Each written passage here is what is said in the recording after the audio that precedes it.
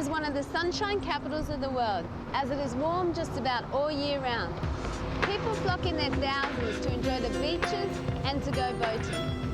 It is also the gateway to the Bahamas and the Caribbean, with dozens of ocean liners leaving from Fort Lauderdale and Miami.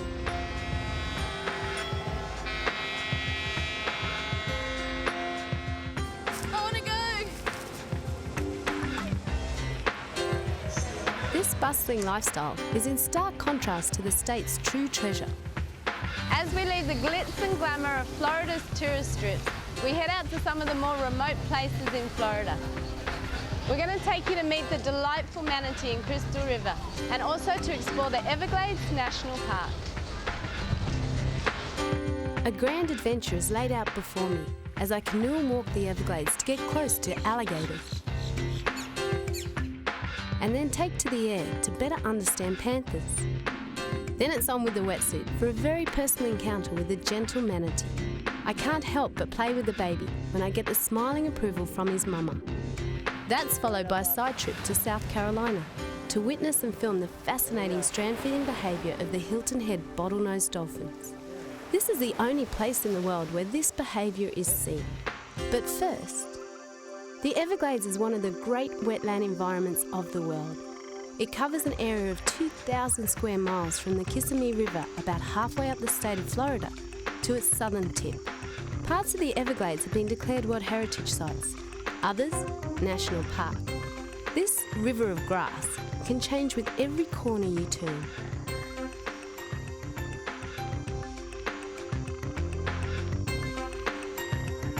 This is the only subtropical preserve in North America.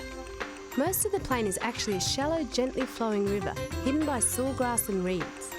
So the best way for me to view it is by airboat. Kenny Wilkinson has lived in this area all his life, and we're hitching a ride with him. Ready to go? Yeah, absolutely. All aboard.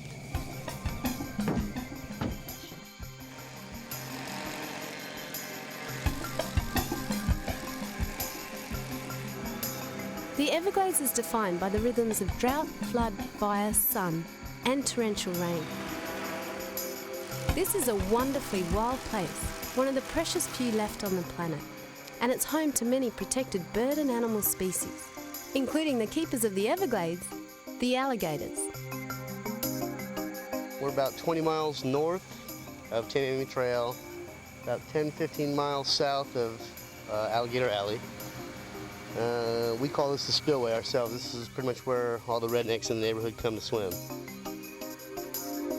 When we come up over this levee, you're going to see a whole bunch of alligators hanging out. It's what we like.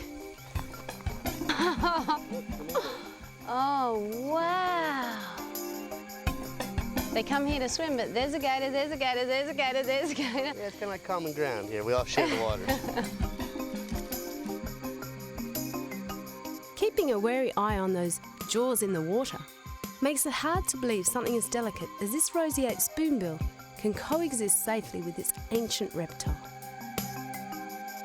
Still, this is a magic, magic place of trees, water, and gators everywhere.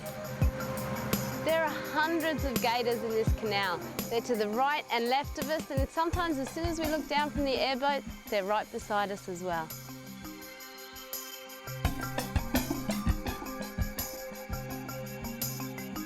What is a big gator? 12, 14. It's a pretty good sized one. Yeah? They get bigger than that? Yeah, I think records are like 16 to 18 foot. That's big enough. Yeah, I figure this boat's only 12 feet long. Yeah. Oh, this is 12 foot, so they're bigger than this boat. Yeah.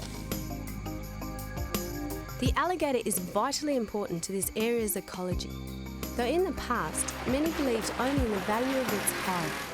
Hunting for alligators boomed in the mid-1880s.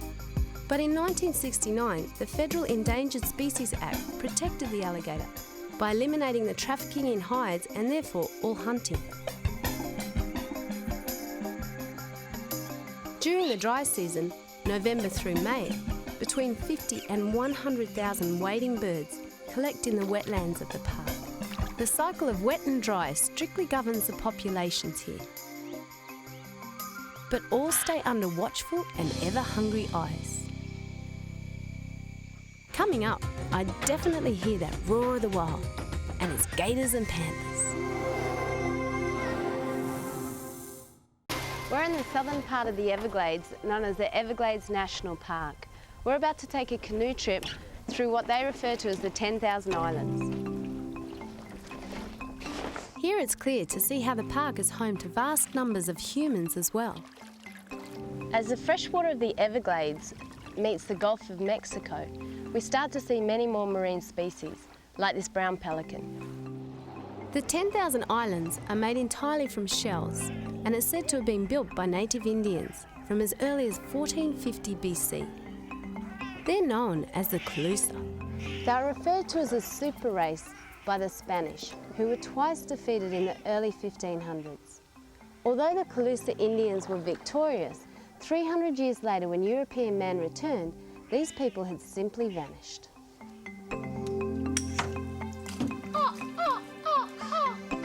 I found the time to talk to the animals. This super tribe was said to be 6 foot tall and extremely strong. They built whole islands out of shell and probably lived in places like this that most of us would call inhospitable. It's great to really get close to nature here, to explore and discover with only your wits and the desire to see what's around the next bend. Despite all the surrounding alligators, which occasionally attack a human, we had the whole camping adventure. Watch out for these guys.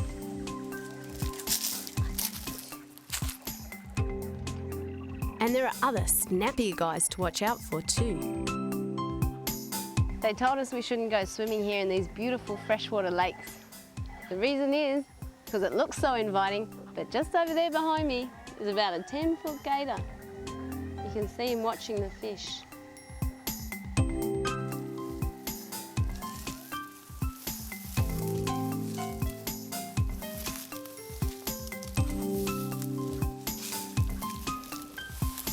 There he is.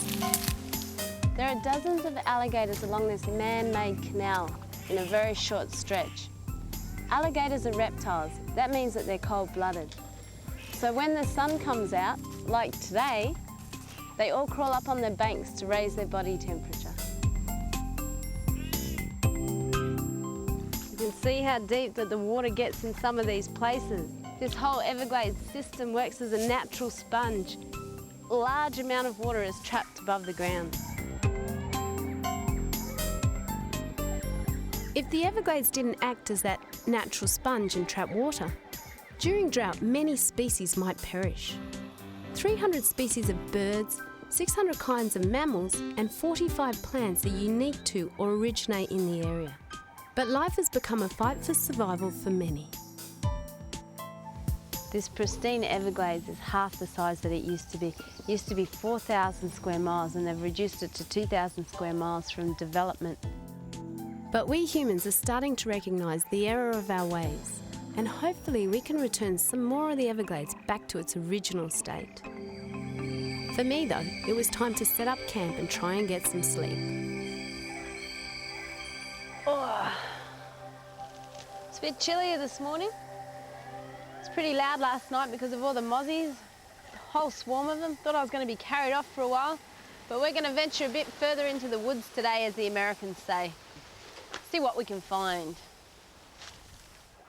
Unlike the lower wetlands of the Everglades, this land tends to be higher and drier. The higher, drier land tends to support much larger trees and much more dense undergrowth. It allows larger animals like pig, deer, turkey, and even animals like bears and panthers. Perhaps we'll see one. Panthers have been part of this ecosystem for eons, and the Calusa Indians depicted this powerful predator in their art. It gets pretty dense here on the ground, so any chance you can get a higher point of view is definitely worth the look. These old hunting platforms provide a perfect vantage point. A quick look didn't reveal much, though I think my winged friend up there could tell a different story.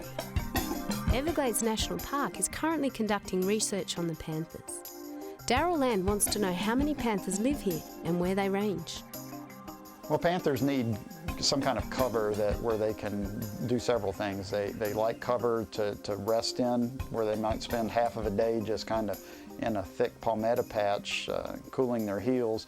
They also need areas that support their prey items, white-tailed deer and hogs, so they need accessibility to food as well as to have that cover. And that usually means, down here at least, forested areas that have the thick undergrowth. Darryl prepared the light plane for tracking down the already radio-collared panthers.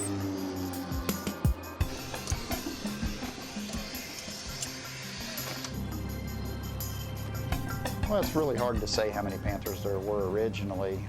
Surely Florida must have had hundreds to thousands of panthers before we came in and started taking away their territory. But throughout the range, there had to be at least 10 or 20,000 cats. Through this radio tracking system, it can be determined that if a panther has remained in the same place for more than 2 days, it's safe to assume that it's feeding on a kill. It costs a lot to catch a panther, to put the radios on it, and then we'll spend $30,000, $40,000 a year flying over them to get these locations.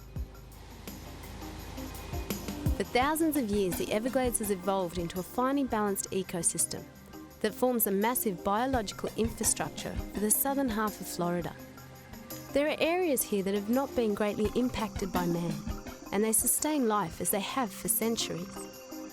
The main problem here is the man-made canals and pollution. $300 million has gone into the preservation of the Everglades. Their annual budget is over $13 million. You'd have to agree, protecting a unique wilderness like this is worth every cent. Coming up, I dive with the original mermaids of the deep.